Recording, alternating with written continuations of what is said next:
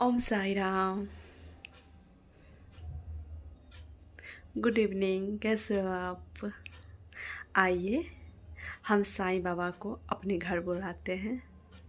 हमेशा यही होता है ना कि हम बाबा को बोलते हैं कि हम आपके घर आएंगे, बाबा हमें शिरडी बुला लो, है ना। उन सब भक्तों में से कि मैं भी हूँ कि हमेशा मैं बाबा को बोलती हूँ कि बाबा शिरडी बुलाओ ना। पहले पहले मैं यही बोलती थी, आज से 1-2 साल पहले, कि बाबा शिरडी बुलाओ ना। सुना है कि जो भक्त को आप शिरडी बुलाते हो उसका कल्याण हो जाता है। हम एक ऐसे भक्त हैं कि मेरा घर बैठे कल्याण हो गया। तो शिरडी तो हमारा घर है, जहाँ हम साईं विराजमान हैं। जिस जगह हम साईं को रखे वो जगह शिरडी है, और हमारा मन शिरडी है, हमारा दिल शिरडी है। जहाँ साईं है वही हमारे लिए शिरडी है। इस चीज़ को अब मैं मान गई हूँ, लेकिन फिर भी एक मेरी भी लालसा है कि मैं शिरडी जाऊँ, पर ऐसे नहीं जाऊँ। कुछ अच्छा, बहुत अच्छा सा एक, जब मुझे जॉब हो जाएगी तब मैं शिरडी जाऊंगी। मैं जॉब मांगने बाबा से शिरडी नहीं जाऊंगी, क्योंकि मुझे पता है कि मेरे बाबा इतने दिलदार हैं कि वो यहाँ घर बैठे हर चीज़ दे सकते हैं। और बाबा को शुक्रिया करने मैं शिरडी जाऊंगी जब मुझे जॉब हो जाएगी। और वो वीडियो भी मैं आप लोग को भेजूंगी।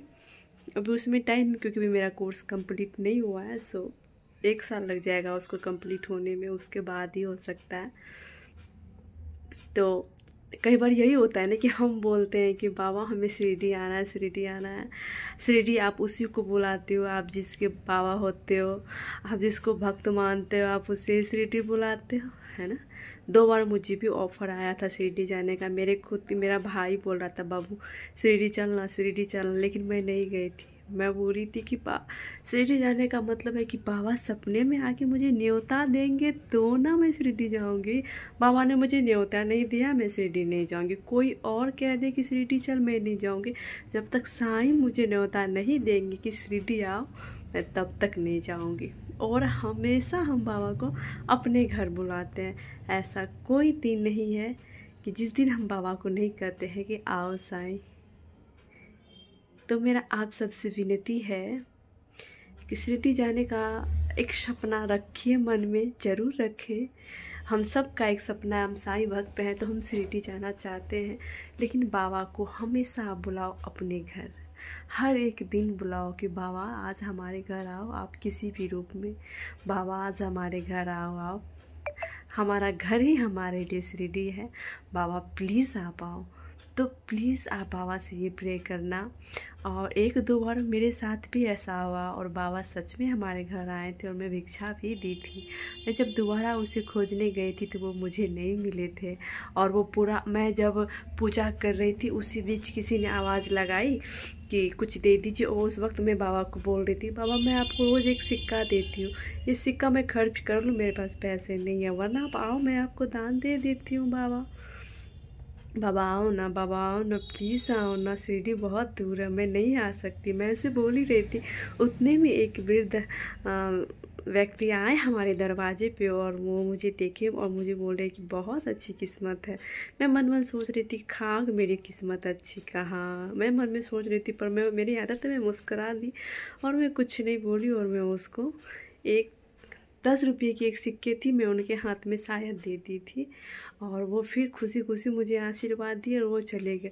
फिर मैं ध्यान लगाई कि अरे ये तो साईं बाबा के गेटअप था। वही बाल आगे गिरा हुआ, वही बाबा के टमरेल, वो कमंडल, वही बाबा का वो साफी जैसा से कपड़ा जो बाबा ऐसे टांग के रखे थे, वाइट कलर का, सेम बाबा में बाबा जैसे ऐसे बाल किए हुए थे बिल्कुल। मैं दोबारा जब उसको ढूंढने गई तो वो मुझे नहीं मिले थे। मेरे घर के आगे वाले घर के पास में उसको खड़ी देखी थी, और जब मैं अंदर गई और फिर दौड़ के गई तो वो मुझे नहीं दिखे थे। तो आई नो मेरे बाबा ही थे। और बाबा मुझे ऐसे बहुत बार दर्शन देते हैं। और अब मेरी वो इच्छा नहीं है कि बाबा हमें शिरडी बुलाए और हम हमेशा न्योता देते हैं कि बाबा आप मेरे घर भी आओ। और मैं आप सबसे विनती करती हूँ, जितने भी आप साईं भक्त हैं, आप प्लीज़ बाबा को न्योता लगाओ, रोज़ बोलो हमारा नया साल आ गया है। बाबा से विनती करो कि बाबा हमारे घर पधारो। हे साईं बाबा, हमसे जो भी गलती हो हमें माफ़ कर दो, हमारे इस घर को स्वर्ग बना दो साईं। प्लीज़ एक बार हमारे घर आ जाओ और नया साल में आप एक शपथ खा लो। हमारे दिन की शुरुआत हो रही है, ये हमारा पहला महीना है। ये हम साईं भक्त बाबा से लोभ ना रखें कि वो एक जादुई छड़ी है और उससे दबाते ही हमारी सारी विश पूरी हो जाएंगी। तो ऐसा बिल्कुल भी नहीं है। वो भगवान है, वो परमात्मा है, वो सबके हैं, उनके करोड़ों लाखों भक्त हैं, तो उन्हें सबको देखना होता है। हमें थोड़ा साईं बाबा के बारे में भी सोचना चाहिए कि कितना का वो कल्याण करते हैं। हम तो ठीक है, फिर भी बाबा जिनके पास कुछ नहीं है, बाबा उनको सब कुछ देना और अपने मन में एकदम संतुष्टि बना के रखना, क्योंकि श्रद्धा और सबूरी तो रखना है। हम साईं भक्त हैं ना बाबा, जिसको कुछ नहीं है आप उसको देना बाबा। आप बाबा से ऐसी विनती और विश हमेशा करना, देखना बाबा आपके साथ हमेशा रहेंगे। और जितना हो सके आप बाबा को प्यार करो। ये नए साल में बाबा कभी आपको निराश नहीं करेंगे और आपकी सारी विश पूरी करेंगे। तो आज से आप पक्का ना बाबा को रोज़ अपने घर बुलाना। आप वो मत बोलना कि बाबा मुझे शिरडी बुलाओ, नहीं, शिरडी बुलाने के लिए मैं आपको क्यों बोलूँगी। अगर आप मुझे अपना भक्त मान रहे हो तो आप खुद मुझे बुलाओ शिरडी, मैं क्यों आपको बोलूँ। आप मेरे घर आओ, आप हमारे घर आओ, आप ऐसे बोलो हमेशा। जितना हो सके, अगर आप बाबा को भोग नहीं लगा सकते तो 1-2 रुपये वाली टॉफ़ी आती है, पैकेट आता है, हमेशा बाबा के चरण के पास रखा करें वो टॉफ़ी। जब आप खाना खाते हैं बाबा का नाम स्मरण करके खाना खाएं, बाबा को ध्यान करें। बाबा को खाना नहीं खिला पाते, खाना बनाते वक्त, थाली में खाना परोसते वक्त, कहीं भी खाना देखते हैं तो हाथ जोड़ ले और बोल दे कि हे साईं भोग लगाओ साईं बाबा रे, मेरा प्रेम भरा था, प्रीति के पकवान बने हैं और भाव से भरे हैं था, भोग लगाओ साईं बाबा रे, है ना। हमेशा खाना जहाँ देखना, तो कई बार होता है ना हम लोग जल्दी जल्दी में खा लेते, कोई बात नहीं, खाना खाने के बाद आप फिर से बाबा को बोलो बाबा भोग लगाओ, बाबा माफ़ करते हैं, वो हमारी बाबा है। मिलते हैं आपसे फिर नेक्स्ट वीडियो में।